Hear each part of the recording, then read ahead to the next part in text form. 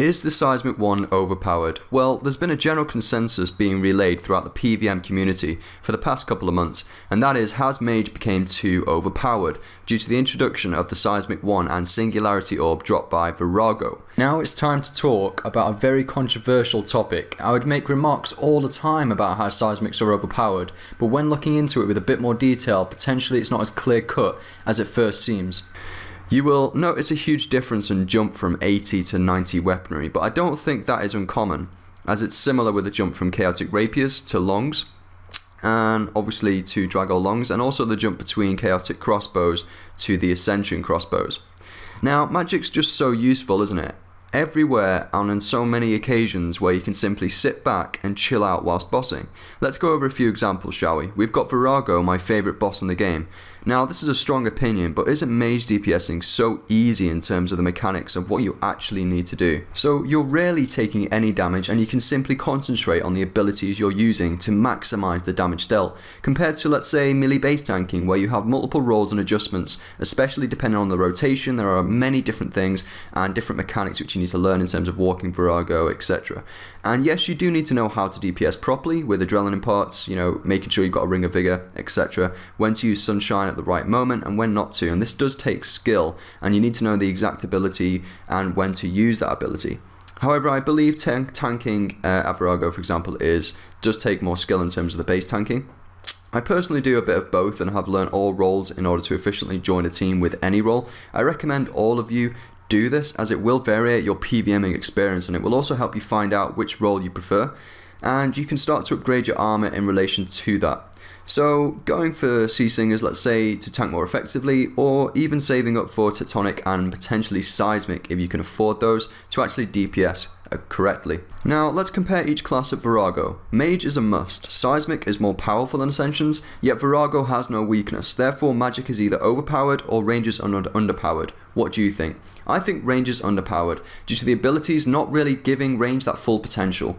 Now if you compare it to melee as well with Drygores, yes, I melee base tank a heck of a lot with Drygores, and it's really effective, and sometimes I can even out DPS Seismics in phase 5, and that shows that yes, Drygores, you do have that accuracy, they do have that damage. Ascensions, I just don't feel that as much. However, other people may debate against that. I do not use Ascensions enough, I would say, to really give an honest opinion on that. So if you guys do use Ascensions a lot, please comment down below. However, obviously with melee, you've got the detrimental fact that, to be honest, you're going to take a heck of a lot more damage. You're within melee distance of all monsters when you're killing them, and that is the huge advantage which Mage gives you.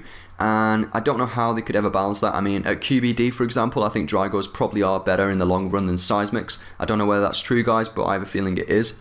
Due to QBD, I find is weaker to melee more often than she is weaker to mage. And also, I don't know whether it would be worth it if this beta does kick off in the next few months in terms of when you switch between your weapons, the cooldown, there is none. So you'll be able to switch between mage and melee quickly. I'm not sure whether it's going to be worth it though in terms of when you can get kills in about 2 minutes. But yeah, back to Virago. So mage is obviously the most powerful there. And is it overpowered? I think not. Virago is the highest level boss in the game, and if you have a team of Seismics, even on the Vitalis rotation, let's say, where more DPS is needed, then I think Seismics work really well. And if you don't have Seismics in your team, you're going to have to require around 8 people with Ascensions or Virtus, in the DPS team. Seismic is required to kill Virago with the 4 or 5 man on different rotations. So obviously Seismic, isn't overpowered for those very high level elite PvMers who can afford it, and if you know how to use it correctly, of course. Now let's look at Barrows. As you can see in the footage down below, I've been using the Seismic Wand, and you'll see me hitting really well and consistently. It's a really effective piece of weaponry here at Barrows, and Barrows is a very high level boss where DPS can really make the difference in terms of getting those close call kills. If you ever watched that video of mine where it was called Barrows Close Call, I woke up my girlfriend, that was a really intense kill. I think I was using Virtus at the time, or I may have been lending Seismic again, and DPS really is important on this battle. hassle, especially if you want to make more money. Obviously, as time goes by, more people figure out how to do it with lower end gear. But if you've got higher end gear, obviously it's all about speed, and if you can obviously increase that speed, then it probably isn't overpowered. It's just what it should be, and this is the type of boss where Seismic is at its best and where it should be used. It should be used at high level bosses.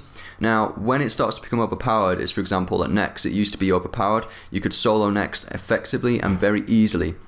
Tectonic and Seismic Wand and Orb, it was well and truly overpowered at Next, and you could easily get through Blood Phase and obviously complete those kills really quickly, 5 minutes, sub 5 minutes, I'm not sure. I'm not much of a Next myself, but some of my mates were saying sub 5 minutes fairly easily with Seismic Wand and Orb. Now, should that be like that? No, it shouldn't, and instead of nerfing Seismic, what Jagex did, they obviously nerfed buffed Nex in terms of giving Nex those extra protections against Mage randomly throughout the kill. So obviously it depends what boss you are and which boss you're analysing, but I'll go on to basically why I think Seismics, to be honest, are made for high level bosses obviously, and why, to be honest, they're not overpowered. It all depends on who is purchasing them. So like I said, Seismics are not overpowered for the high level bosses such as Virago or Barrow's Rise of the 6.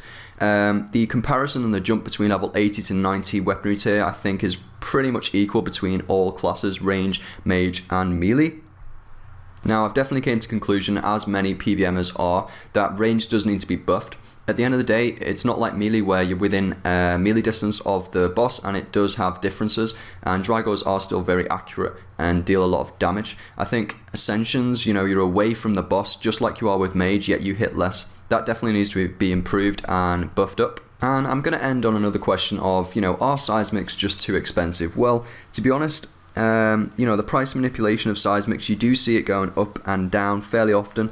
It did take a big fall in terms of when Next got buffed, and that's just because it all depends on what people are willing to purchase. What do people see the value of Seismics at? So Dice, a good friend of mine, came up with a pretty good theory really around the product life cycle of Seismics, and to be honest, at the moment, people are willing to purchase them at, I don't know how much they are, about 1.8 to 2 bill at the moment.